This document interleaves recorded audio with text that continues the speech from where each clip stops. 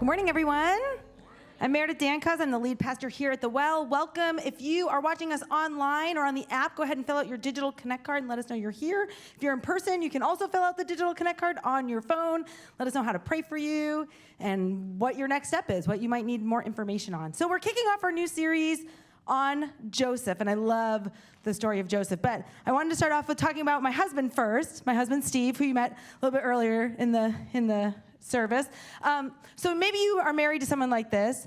Steve is quick to get rid of things, like very quick to get rid of things. Like sometimes when you're looking around for something, you're like, where could that be? And finally I'm like, I wonder if Steve got rid of it. And I ask him, he's like, yeah, I got rid of that. And it was really extreme when we first got married. He's toned it down a bit. But within like the first couple months of being married, we've been married now 19 years, so he's learned.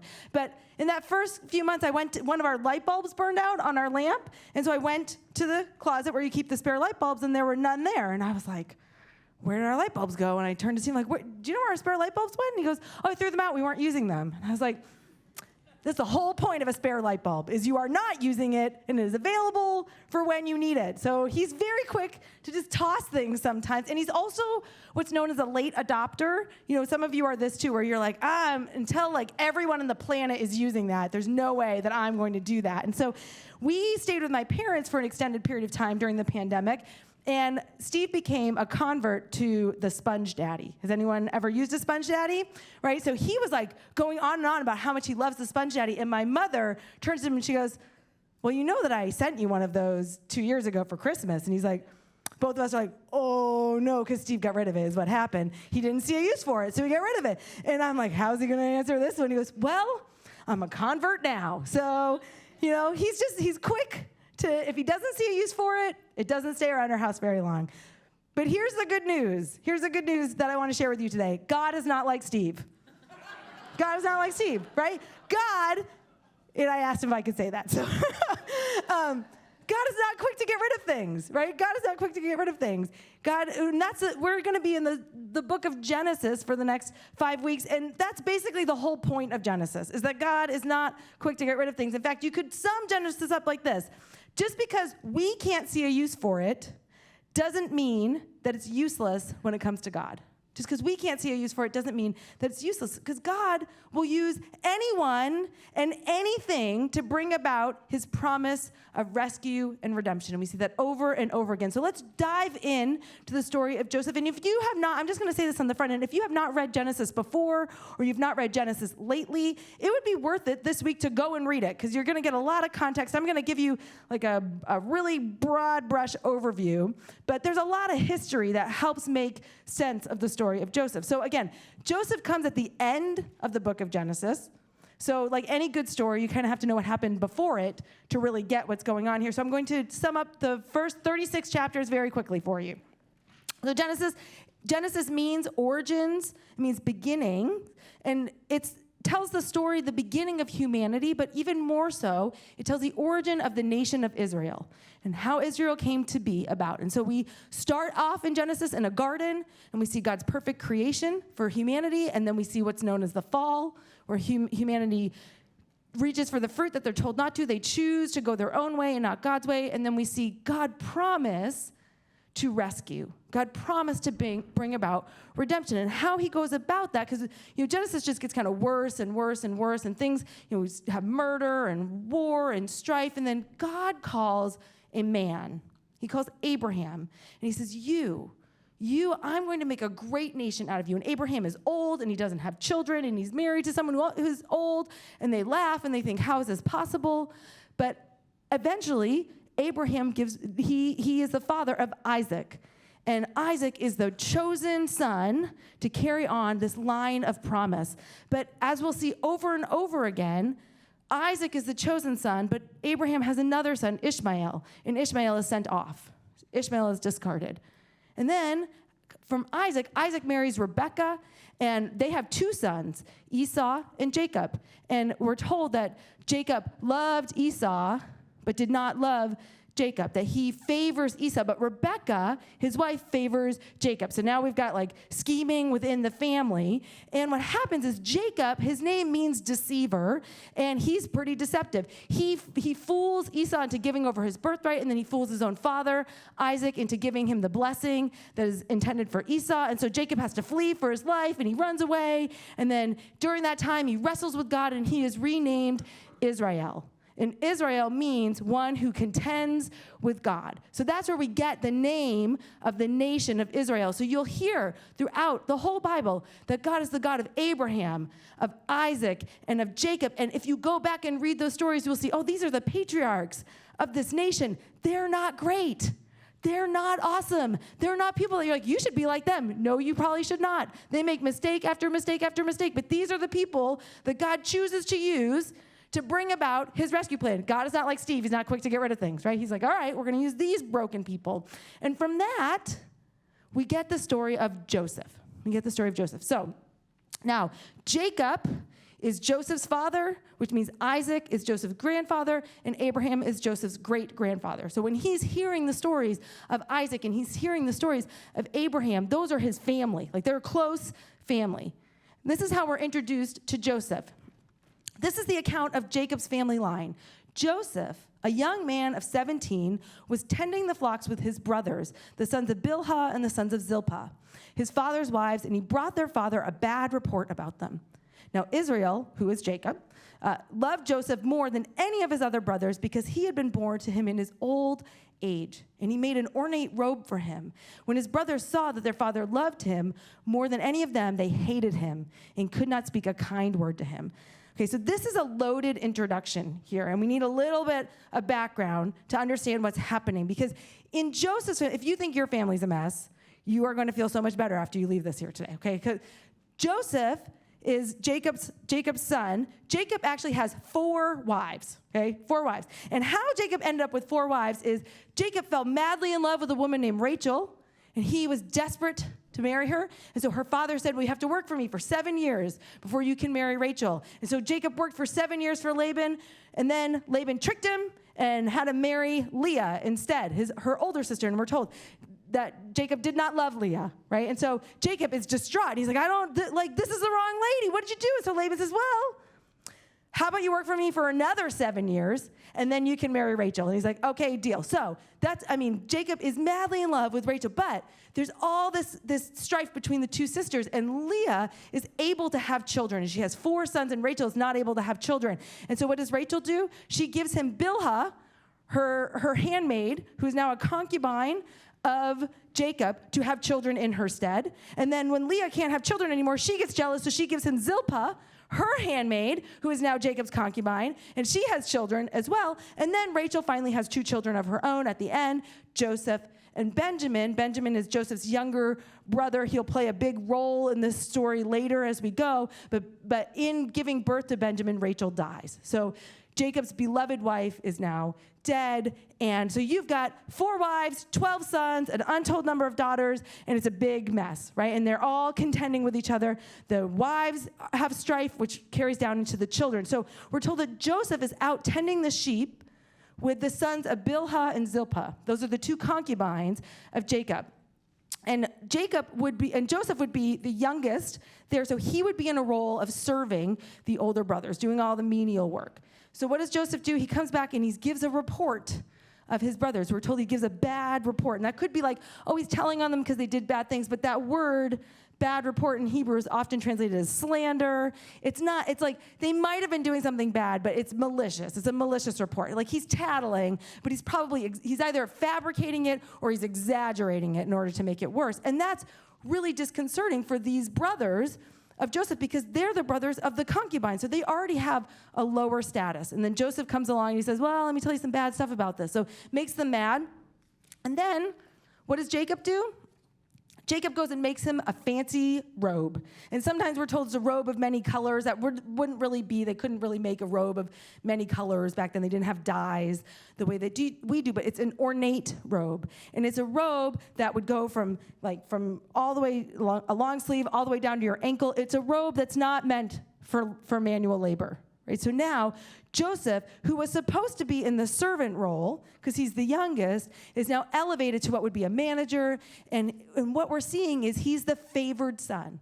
He's the one who Jacob is now saying, I'm going to put him first, which would mean that he would get the double portion of the inheritance. And this makes all of the brothers mad, especially Leah's sons, because Leah's sons are the oldest, right? And so they're first in line. But a lot of them have kind of forfeited their right to the inheritance. So Reuben, who is the firstborn, and Reuben will play a role in this story in a moment.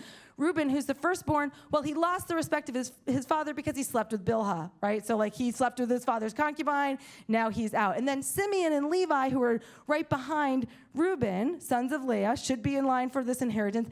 Their sister was raped in the town of Shechem, and Jacob didn't do anything, so what did they do? They went and massacred everyone. They murdered all of them. And so Jacob is distraught that not what happened to his daughter, but you're going to bring trouble onto our house. So we've got some murderous guys. We've got a guy who just doesn't have any scruples. And so now what they're seeing is, Joseph, who is the firstborn of the favored wife, is now going to be first in line in inheritance. So he should be way back in the line. He's going to be first. So now his brothers have all this enmity. And we're told they can't speak a kind word. It says they could not say a word of shalom to him. They could not say a word of peace at all. There's no peace. And then it gets worse, okay? And this is what we're told. Joseph had a dream. And when he told it to his brothers, they hated him all the more. He said to them, listen to this dream I had. We were binding sheaves of grain out in the field when suddenly my sheaf rose and stood upright, while your sheaves gathered around mine and bowed down to it. And his brother said to him, do you intend to reign over us? Will you actually rule us? And they hated him all the more because of his dream and what he had said. And so these brothers, you can see the anger building, right? Because now Joseph's already been put in this favored position. And I bet you, all of us, anyone who's a sibling of with other people, if you get something that your other siblings didn't, you're not I'm going to hide that. If you're the favorite in the moment, you're I'm the favorite, right? And so I'm pretty sure Joseph is wearing that coat all the time, right? And so his brothers already see that he has favored status, and now he's having this dream where it's all of you are going to bow down to me. Isn't that amazing? And they hate him even more. And you think, he's not unaware of the fact that they can't speak kindly to him, that they're angry. And so what happens? He has another dream. And what does he do? He goes and tells them. He says, then he had another dream, and he told it to his brothers. Listen, he said, I had another dream. And this time, the sun and the moon and 11 stars were bowing down to me. So there's 11 brothers. Sun and moon would represent his mother and father. And when he told his father as well as his brothers, his father rebuked him and said, what is this dream you had? Will your mother and I and your brothers actually come and bow down to the ground before you? And his brothers were jealous of him, but his father kept the matter in mind.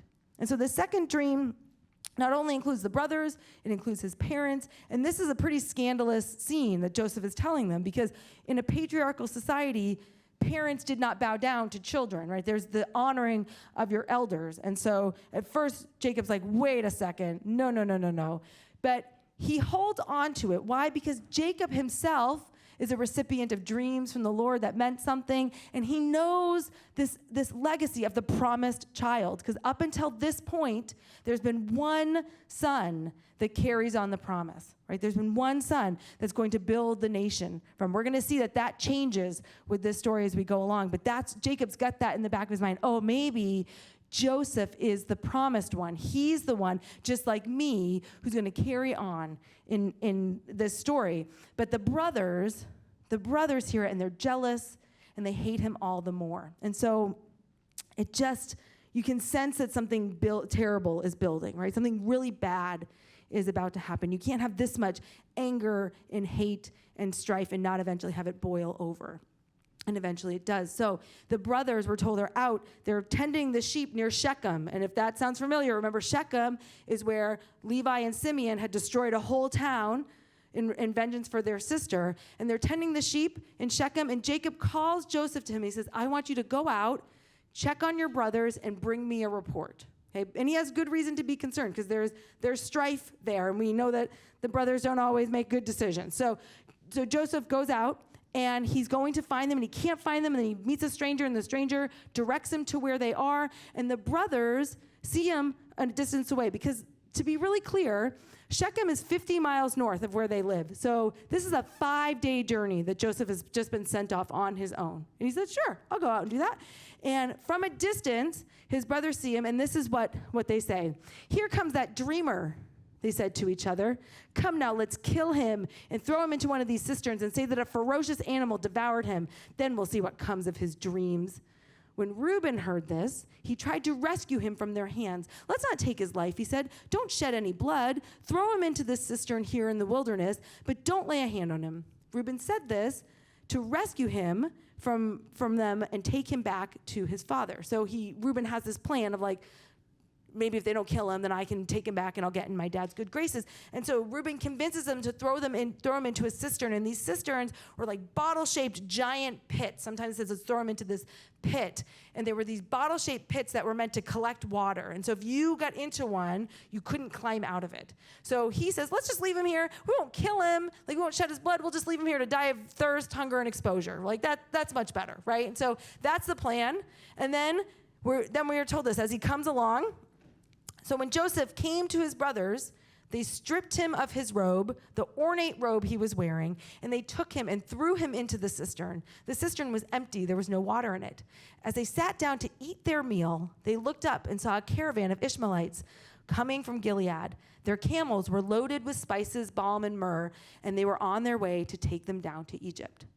And there's a callousness to this account, because we're told that they jumped on him and stripped his robe, and that word stripped is the same word used to skin an animal, right? So this is a violent attack that's just happened. So they have beaten up their brother, they've stripped him of this ornate robe that is just a source of anger and enmity, and they throw him in the cistern, and then they look up and they see this caravan of Ishmaelites. And if you remember, Ishmael is the son that was discarded from Abraham. So these are like ancient, descendants that we're not really associated with anymore. And the Ishmaelites are coming, and Judah looks up and he has a plan.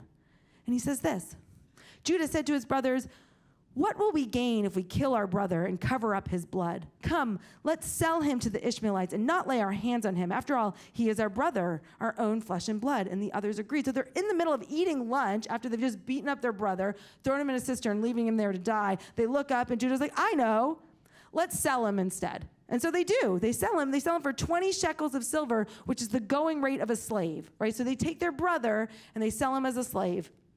And then Reuben comes back. We don't know why Reuben was gone, but Reuben comes back because Reuben had the plan to rescue Joseph, and he sees that he's gone, and we're told when Reuben returned to the cistern and saw that Joseph was not there, he tore his clothes. He went back to his brothers and said, "The boy isn't there.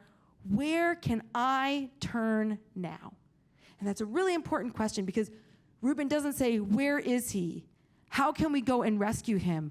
How could we have done this to our brother? He says, where can I turn now? And we see that Reuben's intention all along was not any concern for Joseph. It was all about, if I am the brother who saves Joseph, my father's favorite son from all the other brothers, maybe I will be restored to my rightful place. Maybe I will be forgiven. Where can I turn now? But he can't turn anywhere. And so the brothers come up with this plan. And they take the coat, and they slaughter a goat, and they cover it in the goat's blood, and they bring it back to their father, and they say to him, "Look at this. Could this possibly be your son's coat?" Notice they don't say our brother's coat, your son's coat. And they feign ignorance. Like, we just happen to find this. They don't tell him a story. They just give him enough information to let Jacob draw his own conclusions. And when Jacob sees what happens, he sees his coat, it says he recognized it and said, "It is my son's robe. Some ferocious animal has devoured him.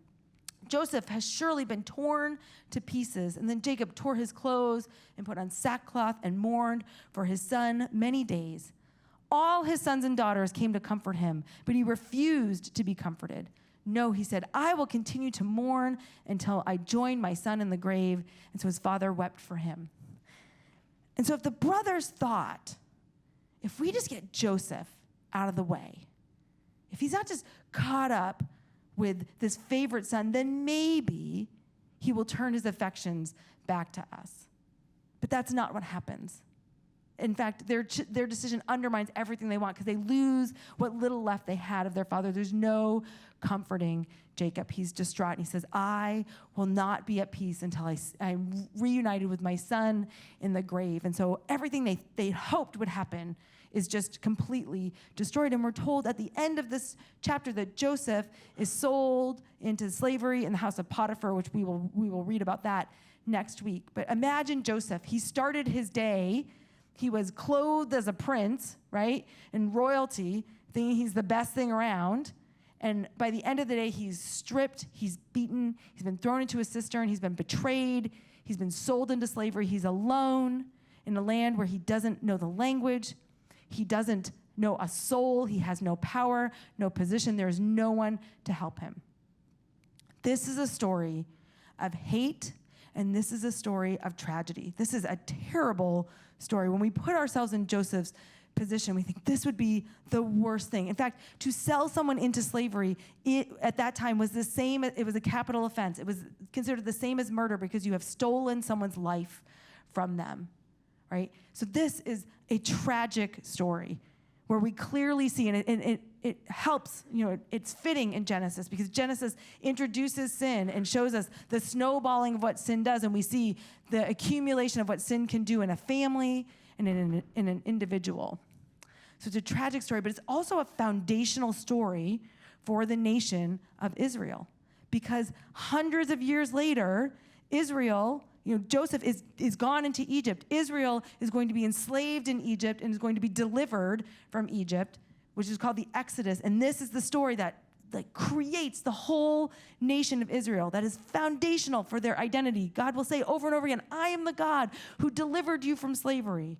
Right? So this, Joseph ending up in Egypt is huge. But here's one of the things that happens is because it's so foundational, some people argue, because notice, God is not mentioned at all in that chapter. Not once. We don't mention God. They say, God's not mentioned, but God's doing everything. God has orchestrated all these events because God has to get Joseph into slavery in Egypt in order to create the nation of Israel.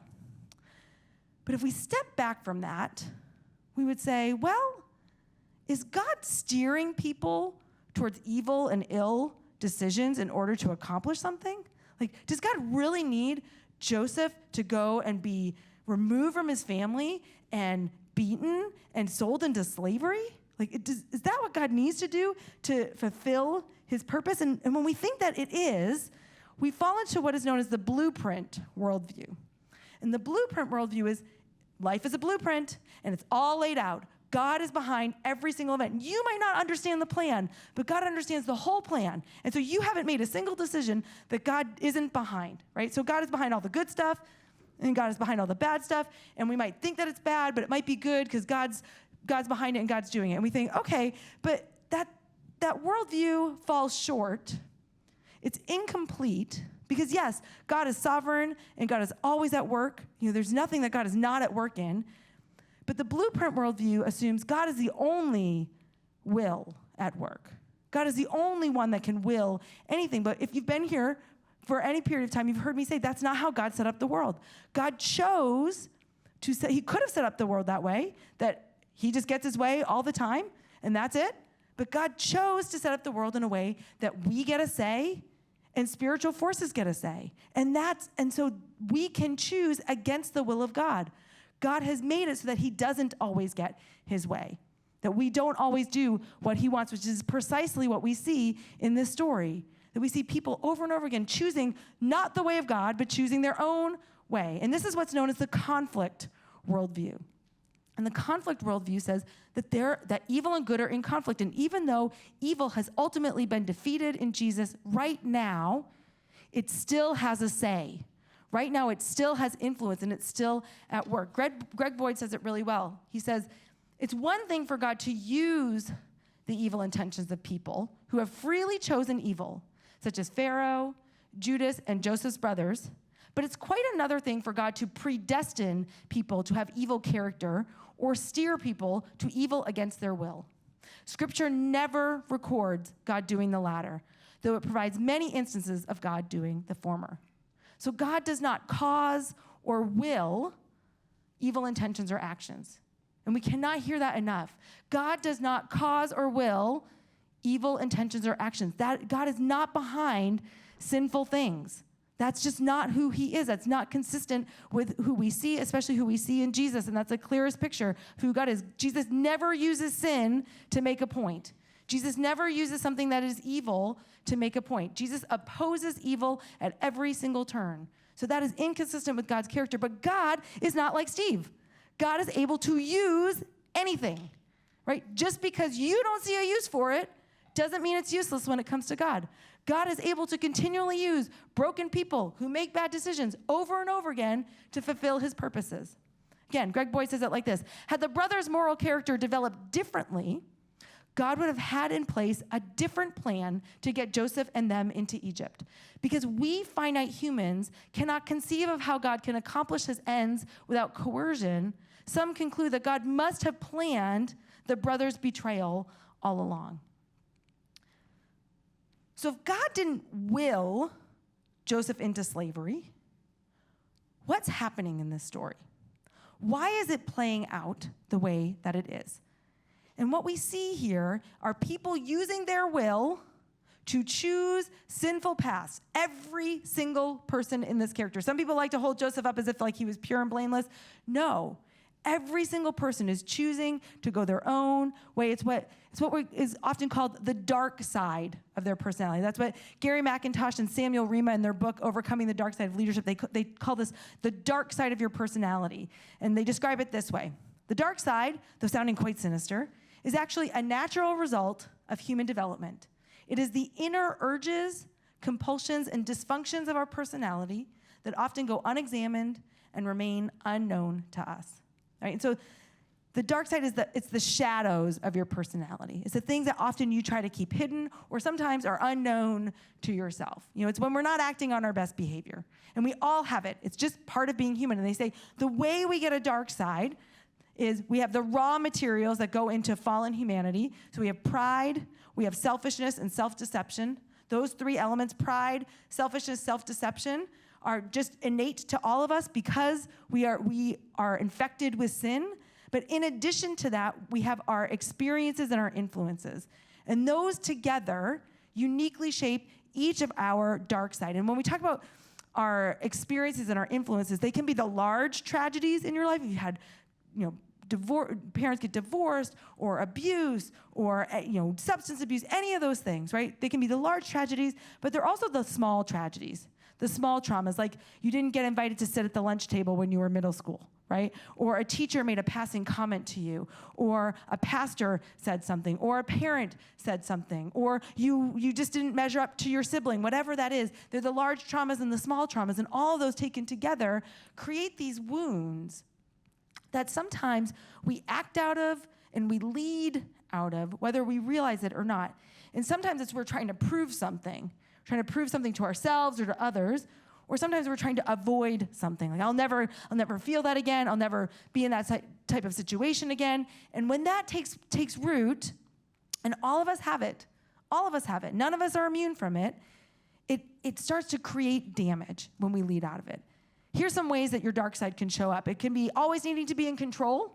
It can be pursuit of perfection, being status conscious, the need for admiration or acclaim, suspicion or jealousy of others, avoiding conflict, tolerating bad behaviors in others because you don't want to deal with it, right? Overachieving, overcommitting so as not to disappoint others, being passive-aggressive, complaining, undermining other people's efforts, all of those things. So everyone now is like, oh, I have one of those, I guess. I hope that, if you're immune to all of those, then good for you, but I'm not, right? And here's the thing. When your dark side is left unchecked, even someone who is the most successful person, who you look at and think, man, how would they ever mess up? They can be led into making an immoral choice, an unwise choice, an unethical choice, an impulsive choice, right? And suddenly you're making decisions and you're like, I didn't even see this coming.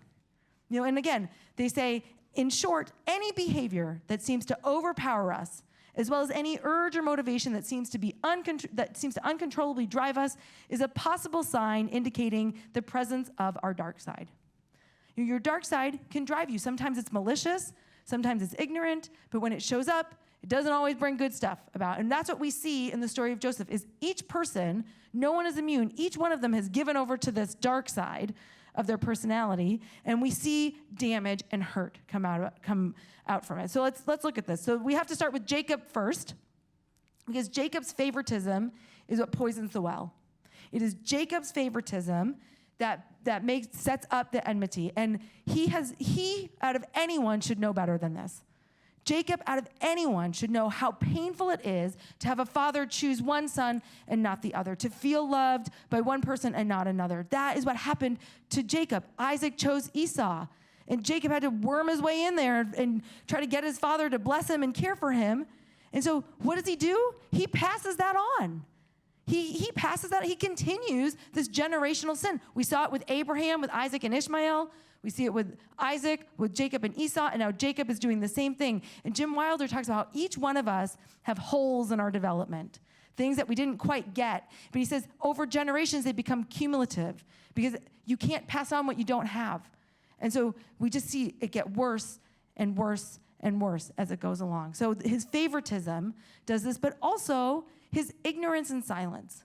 And we see this over and over again with Jacob. When his daughter Dinah is raped, he doesn't say anything. He doesn't do anything. He wants to ignore it. When Reuben sleeps with his wife, Bilhah, it just says that he lost the respect of his father. He doesn't actually confront Reuben and try to make him better. Over and over again, he turns a blind eye to Simeon and Levi. He says, oh, you've done something really bad by murdering everyone, but then doesn't do anything about it. And then he sends Joseph out to check on his brothers all alone, 50 miles away, right? Without really opening up his eyes to say, there is bad stuff going on in my family. And so what we see in Jacob is his dark side when he's younger shows up in a malicious way, where he's deceptive and he's sneaky. And then in his old age, it shows up in this ignorant way, where he just chooses to stay blind. He chooses to be comfortable rather than actually address what's going on in his family. And the irony is, it is with a garment and a goat that he deceived his own father, and it is with a garment and a goat that he himself is deceived. And we just see these holes being passed down from generation to generation. And then we have Joseph's dark side, because Joseph is not innocent in this part of the story. Joseph's dark side shows up in arrogance and insensitivity, right? He tattles on his brothers. He's going around being like, hey, after he told the first dream, and he saw that he was angry, to tell the second dream, you're either foolish or malicious, right? It's one of those, but you're not smart. You're not reading the room, man.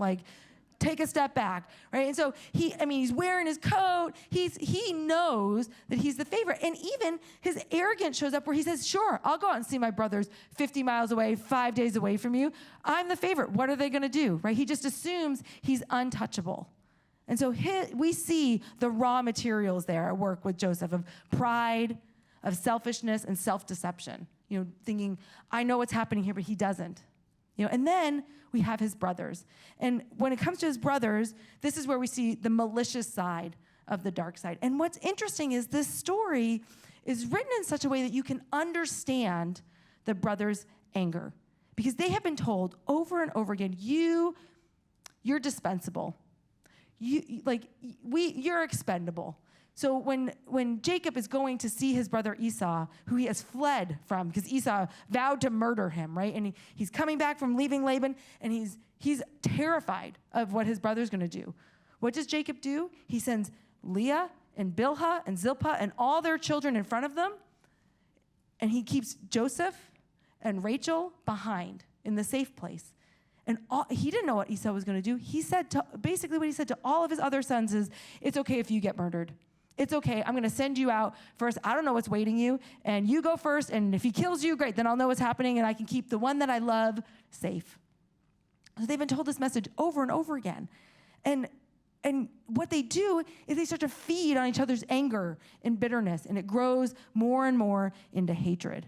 And we see that they continue to make self-serving choices, because here's the thing. They have a reason to be angry and hurt, but reasons are not excuses. Reasons are not excuses. And hold on to that in your own life. Anyone who has hurt you, or when you've hurt someone else, you may have a reason. It doesn't excuse the behavior. It doesn't excuse that they work themselves up into violence and eventually betrayal of their brother. It doesn't excuse it, but we can understand how they got there. But over and over, they're self-serving because, when it comes to Reuben, he wants to save Joseph for himself. And even Judah wanting to get rid of Joseph, but not have anyone else look good, Judah then would be the next in line for the inheritance, right? Because the three in front of him, they're gone. They haven't been redeemed at all. So Judah's the one who might benefit from this situation. So we see self-serving decision after self-serving decision over and over again. And so all of them, every single person is living into this dark side, whether knowingly or unknowingly, and it creates destruction and harm and hurt over and over. And it seems like it jumps out of nowhere, but it's been building. It's been building. And again, McIntosh and Rima say it this way: at times, the dark side seems to leap on us unexpectedly. In reality, it has slowly crept up on us. The development of our dark side has been a lifetime in the making, despite the fact that the assault by these powerful emotions, compulsions, and dysfunctions can be sudden. And here's the thing about our dark side, is it's not quite as dramatic as we see with the brothers and Joseph and Jacob, right? Like, we're not selling people into slavery and, jumping them and throwing them into pits and all that. But when it goes unchecked in our own lives, it can be just as destructive. And I know because I've both seen the destruction that I might be capable of, and I've been on the receiving end of other people's dark side. So let me tell you about mine first. I was part of a really large church. I got hired in, and very quickly, things got rearranged, and I became over the entire adult life department. And it was a department that had never really been developed. So I had all this space to grow and develop this department, and I started 3 major initiatives, and they were incredibly successful, and it was so fun and so great. So I was really surprised when I sat down with my supervisor, and he said, "You got to give up one of your teams." And I was like, what? No. I'm doing a great job. And he said, yeah, no one denies you are doing a great job. You still have to give up one of your teams. And I was so offended and so upset. And I'm like, why? And he could see something that I couldn't see, that I was starting to get stressed. My workload was like unmanageable. No one could continue at that level. And I was stressed, and even like resentment was starting to creep in. But I was just like, oh, I can't believe this is happening. And he said, okay, so I want you to go away and look over your teams and figure out which one makes the most sense for you to hand off to someone else. And I went home, and of course what I do, I grumble to Steve, and I'm like, this is ridiculous. And he looks at me and goes, well, I think he has a point. And he was, and my husband's very wise, and he was able to help me step back and say, if you continue at this pace, you are going to damage the thing that you've worked so hard to build. Like, you're going to undermine everything that you've done. You actually can't sustain the work that you've done. So this isn't about whether you've done a good job or a bad job. And I had to come face to face with this dark side of mine to realize, like, oh, my compulsive overachieving is eventually going to undo everything that I've wanted to do, all the work that I've done. And I am an overachiever, both I could see pride, selfishness, and self-deception. Like self-deception, I could run 3 major teams all the time for here, now, until eternity. No big deal, right? No, I couldn't. But also, my influence and experience. I grew up in a very demanding family that was incredibly high achieving, and that has become part of my ethos, right? And so left unchecked, I could have ended up hurting all the people that I had gathered and the teams that I had put together. And I'm very grateful to have wise enough people to help me step back and see my dark side at play before it did the damage that it could. Because again, I've been on the receiving end when that didn't happen. And so at a different church, I was hired, but to come in and make some changes. But the person who was in charge, he had great passion and great commitment to this organization. He had stepped in at one point when it was financially on the brink of ruin, and he had almost single-handedly saved this organization, right? So he had an incredible amount of ownership and commitment to how it was going to go, so much so that it started to move into an unhealthy level of ownership and commitment, to the point where, he had to oversee every decision. No decision could be made apart from him. And it turned into a bit of paranoia that, if I didn't know about it, then someone's working behind my back on purpose, right? And it led to the demand of unquestioning loyalty. You never question me, you must be loyal. And so we had this crazy relationship because I'd been hired, and he was excited, when he hired me because he thought, yes, I can see that we are moving towards decline. We need something new. I said, if you hire me, I bring change. Like this, I mean, you all experienced that, right, in 1 year. And I bring change. I generate work. Just want to be real clear. But he was really excited. Except for every change that I made, from the biggest to the smallest, he would just explode about it and come into my office. And I hadn't worked with people who yelled at me before, and I was being yelled at. I'm like, why am I being yelled at? At one point, we had all sat in a room and decided to paint a room in this organization, and he was there and helped choose the paint color. And then after it got painted, he blew up on another employee, and I went and talked to him about it. I'm like, what's happening? He said, well, it's like someone came in and painted my kitchen, didn't even ask me, to which I said, well, it's not your kitchen, and you were part of the conversation. But this was like, this ownership of needing to be in control is really what it boiled down to. And there were reasons, not excuses, right? And at some point, I knew this isn't going to work. Like this is becoming untenable. And what's interesting, I can relate to Joseph a little bit, because the day before everything blew up, God gave me this crazy dream, and I woke up, I'm like, I told him, I feel like this dream is about this, but I don't know how that could possibly be. And even walking in to work that day, I was like, I just feel like something like this is going to happen. And then it totally did, right? And so sometimes God gives us a little warning to be like, hey, something not so great's about to happen. I'm not causing it, but I'm in it with you, right? And in the end, he did wrestle back control. And what he did is he ran it into the ground as soon as he got it back. Because our dark side tells us, this is what I want. If I get this, I will be happy. But in the reality is, it won't fill that void. It won't meet that need. It just can't. Again, Macintosh and Riemann, they say, the truth is we all have a dark side, but they say this: it's important to remember that though the term dark side may conjure up negative images, our dark side is not intrinsically evil. It is simply part of being human. God can and does work through our dark side to accomplish his kingdom purposes and to elevate us to positions of leadership that we might not even have aspired to without the influence of our dark side. See, God's not like Steve. He's not quick to get rid of things. But you have a dark side. It's what you choose to do with it that matters. Look at the story again and notice what no one chose to do. Not a single person in Joseph's family chose to go to God with any of this. Jacob never chose to go to God with the pain of what it was to be rejected by Isaac. Instead, he passed it on. He continued passing on that generational sin and lived into it. Joseph didn't go to God with his dreams. His dreams were from God, but he didn't go to God with his dreams. What did he do? He saw it as self-aggrandizement. Like, I'm going to be in charge. And you all need to know that I had these amazing dreams.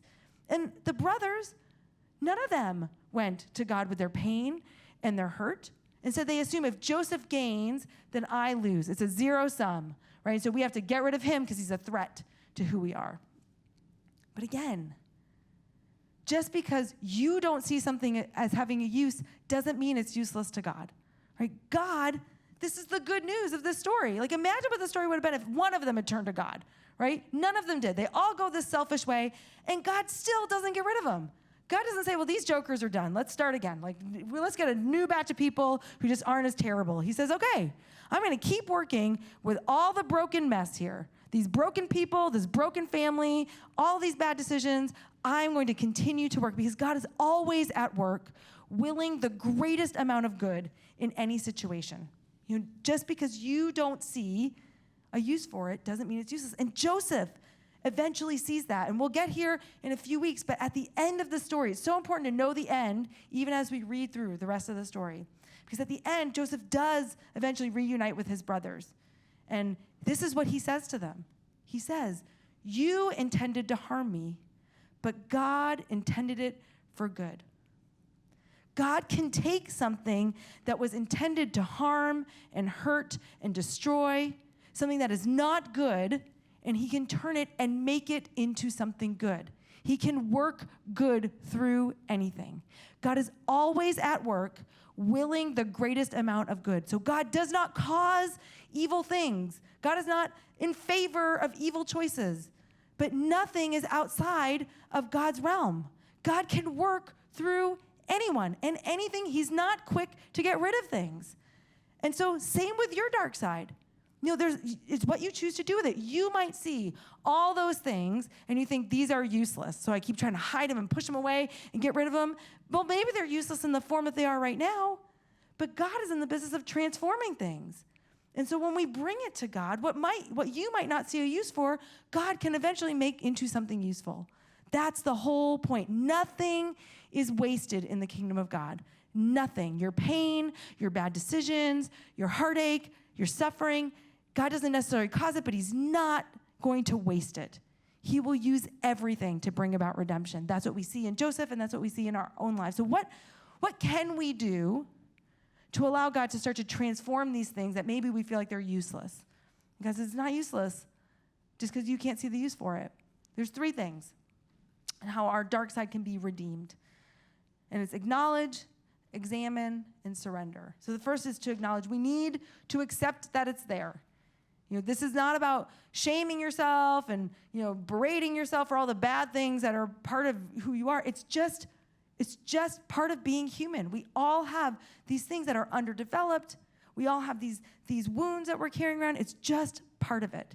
And when we can turn and look at it and shine a light on patterns of behaviors or decisions and say, something here, I thought this was going to get me what I wanted, but it actually hasn't. And it keeps undermining everything that I want. When we step back and see what the shape of that dark side is, are you constantly trying to keep people from being upset with you?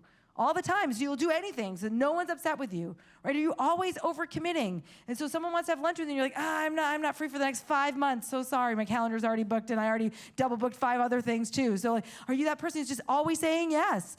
Are you controlling? Are you that person who's like, unless I know every detail and I know exactly what's going on, I'm not okay, right? Are you overly controlling?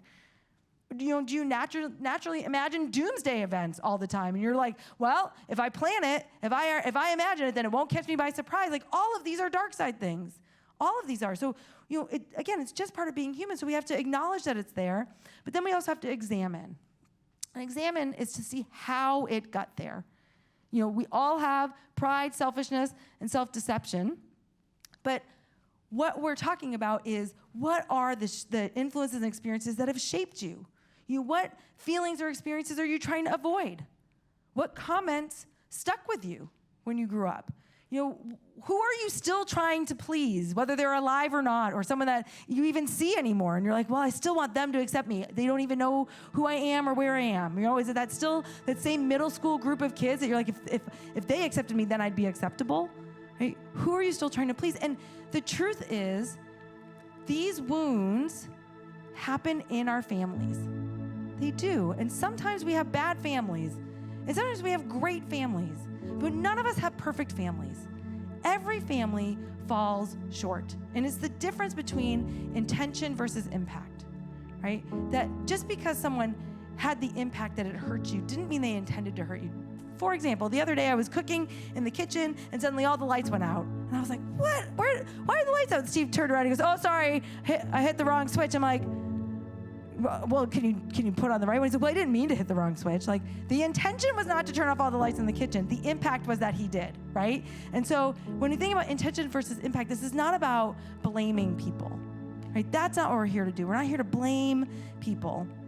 But if it stuck with you, it stuck, right? And so until you can name that thing that you're carrying around still, like Jacob never bothered to name how painful it was that what happened with Esau. And so what did he do? He passed it on. He kept living out of it, right? And if you don't stop and name it, you're passing it on too. It's just what happens. It is human nature, right? So it's not blaming, it's self-understanding.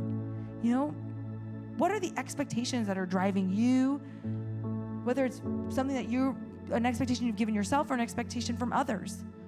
All of these things we have to look at, but here's the reality. Self-understanding will only take you so far. We live in a culture right now that loves therapy, and I'm a fan of therapy. I have benefited from therapy. Therapy will not free you. It is not the only thing that will free you. If self-understanding could free you, you'd be free. Jesus alone sets you free, right? So we need self-understanding. That's part of allowing God's grace to work in our life. Those of you who are counselors in this room, please don't be mad at me. I love you. I've come and seen you, in other seasons of my life. I'm not opposed to that. But we live in a culture that thinks that's enough, and it's not enough. because we need to surrender.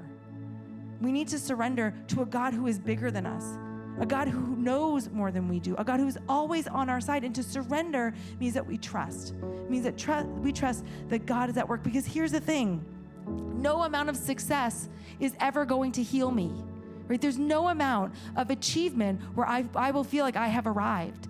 That's not possible. That's not what will heal me. What will heal me is the grace and love and mercy found in Jesus. Again, Greg Boyd says, wherever we find ourselves and however we got there, we can know that God is already at work to bring good out of it. Those who place their trust in God are called to work with Him to bring redemptive meaning out of every event, however tragic it may be. Though our suffering may be the result of a multitude of free decisions, the suffering need not be meaningless. In the midst of all things, God is working with us for our good. Again, the reality is nothing is wasted in the kingdom of God. Nothing is wasted. And God has promised that everything is moving towards redemption. And that's the promise that Joseph is given in those dreams. He doesn't know what they mean. And we're going to see there's a lot more lows that Joseph is going to hit before the reality of those dreams come to pass. And when they come to pass, he will see them differently. He will see them differently. But that same promise goes before us, that God is already where you are. No matter your circumstances, no matter the pain, no matter the suffering, God is not absent from it. God isn't behind it. God didn't cause it, but God is in your midst, working for the greatest amount of good. Nothing is wasted in the kingdom of God. And so in your handout today, and if you didn't grab a handout, they're out there as well. But something we're starting for every series now, we're going to start having a verse that we're going to memorize together. And I'd encourage you to do that. There's something about putting the Word of God in our minds intentionally that allows God to work with our minds differently. And so this is the verse. And put it in your car. Put it on your mirror. Take a picture of it and tag us. Let us know where you're putting it. That's awesome, right? This is the verse I want all of us to cling to because it's the promise for us. And we know that in all things, God works for the good of those who love Him, who have been called according to His purpose. No matter where you find yourself today, that is God's promise, and it goes before you. God might not have caused it, but God is not absent from it. God is in every circumstance working the greatest amount of good possible on your behalf. Why? Because He loves you. And so we can surrender everything to the God where we can really, truly find healing. Let's pray. Gracious God, we're so grateful for who you are. And we're so grateful for this reminder of your goodness. God, that you are always working the greatest amount of good in our lives. That there's nowhere that we can go that you are not present. That nothing is wasted. That you are not quick to get rid of things or get rid of people, no matter how bad our decisions are, or how many mistakes we've made. And God, that just because we might not see a use for it doesn't mean that it's useless.